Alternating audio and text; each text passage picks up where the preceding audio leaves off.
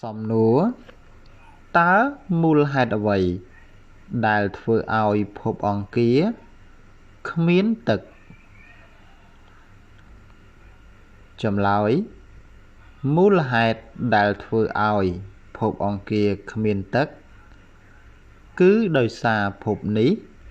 មានបរិយាកាសស្តើងនាំឲ្យមានសម្ពាធខ្សោយដោយសារសម្ពាធខ្សោយនេះហើយដែលធ្វើឲ្យទឹករាវនៅលើភពអង្គារពុះហើយហួតចូលទៅក្នុងបរិយាកាសអស់យ៉ាងលឿន